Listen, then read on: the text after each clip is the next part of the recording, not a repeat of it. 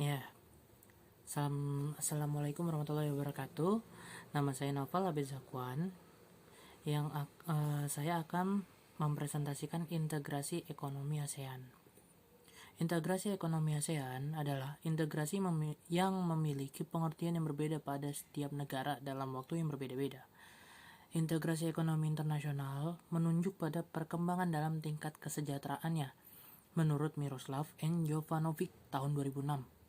Menurut Dominic Salvatore 1997, integrasi ekonomi adalah suatu kebijakan komersial yang secara diskriminatif mengurangi atau bahkan menghapus hambatan-hambatan perdagangan hanya kepada para negara anggota kesepakatan.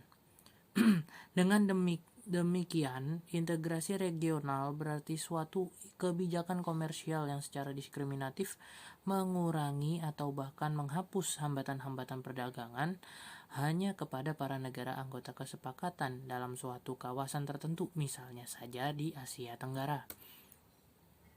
Pertumbuhan ekonomi di negara ASEAN ada salah satu hal yang sangat penting yang harus diperhatikan di setiap negaranya, itu adalah suatu kinerja dalam perekonomian, terutama untuk menganalisis hasil dari proses pembangunan ekonomi di suatu negara. Ekonomi dapat dikatakan mengalami pertumbuhan apabila dalam memproduksi barang dan jasa meningkat dari tahun sebelumnya. Dengan inilah kita dapat melihat pertumbuhan ekonomi memperlihatkan sejauh mana aktivitas dalam perekonomiannya dapat menghasilkan pendapatan atau kesejahteraan masyarakat pada periode tertentu. Pertumbuhan ekonomi di suatu negara atau suatu wilayah yang dapat memperlihatkan peningkatan, maka perekonomian negara atau wilayah tersebut menggambarkan perkembangan dengan baik. Dalam kata lain, pertumbuhan ekonomi dapat mempresentasikan adanya sebuah peningkatan di kapasitas produksi barang maupun dalam bentuk jasa secara fisik di antara kurun waktu yang telah ditentukan. Menurut Todaro tahun 2004, juga mengatakan bahwa pertumbuhan ekonomi yang baik dapat mencerminkan bahwa di suatu daerah memiliki penduduk yang taraf hidupnya bisa dikatakan baik pula. Awal dari era globalisasi ekonomi, perpaduan antara bangsa-bangsa di dunia, bukan di Indonesia saja, menyebabkan persaingan ekonomi semakin kompetitif. Integrasi selesai tampaknya disebabkan oleh negara yang berbeda mengabulkan batas antara negara. Sejauh itu hubungan antara perekonomian nasional dan perekonomian internasional yang akan mengguncang. Integrasi itu sendiri tidak hanya ekonomi, tetapi juga dengan antar negara dalam bidang sosial, politik, kebudayaan, pertahanan, dan juga keamanan negara. Dan jangan lupakan teknologi dalam kerjasama antar negara-negara yang salah satunya yang ada di Asia Tenggara, yaitu ASEAN.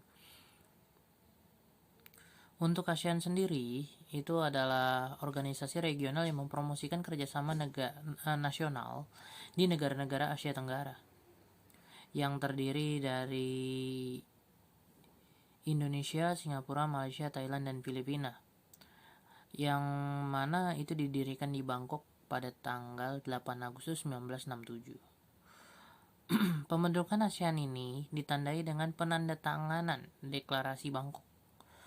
ASEAN bertujuan untuk menjalin kerjasama antar negara anggota dalam pertumbuhan ekonomi, pembangunan sosial dan budaya, serta perdamaian dan stabilitas di lingkup kawasan ASEAN. Tingkat pertumbuhan ekonomi ASEAN sebesar 5,5% selama 15 tahun terakhir, melebihi tingkat pertumbuhan rata-rata dunia yang hanya 3,9% pada tahun 2018, sebelum dunia dilanda COVID-19 pada tahun 2019.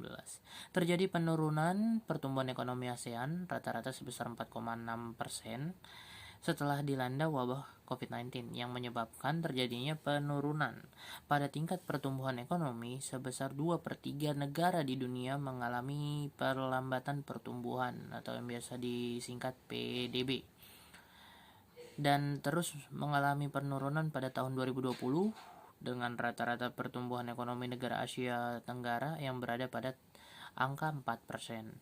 Pertumbuhan ekonomi merupakan masalah jangka panjang yang dihadapi oleh perekonomian suatu negara. Pertumbuhan ekonomi mengukur pencapaian perkembangan suatu perekonomian dari satu periode ke periode berikutnya. Integrasi ekonomi ASEAN dan manfaatnya bagi perekonomian Indonesia.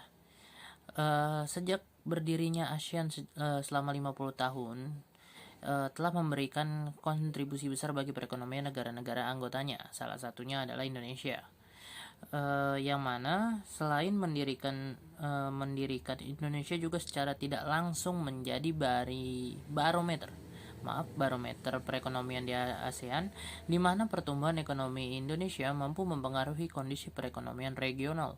Hal ini disampaikan oleh staf ahli Menteri Kominfo bidang hukum Prof. Dr. Henry Subiakto selaku interim Ketua Umum Bakohumnas pada acara forum tematik Bakohumnas, yang mana majunya perekonomian negara anggota lain seperti Singapura dan Malaysia tidak menghalangi Indonesia sebagai sebuah kekuatan ekonomi di Asia, terlebih jika dilihat dari besaran PDB (Produk Domestik Bruto).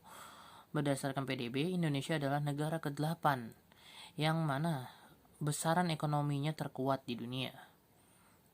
Bahkan tahun 2025 terhitung dibahas oleh acara tersebut. Untuk sampai tahun 2025, World Bank memperkirakan Indonesia akan menjadi negara dengan ekonomi terbesar kelima di dunia 2025, masih 3 tahun. Yang ini dan itulah salah satu bentuk harapan besar bagi Indonesia untuk terus mengembangkan perekonomiannya. Salah satunya adalah dengan memanfaatkan integrasi ekonomi dan perdagangannya di ASEAN. Terima kasih. Wassalamualaikum warahmatullahi wabarakatuh.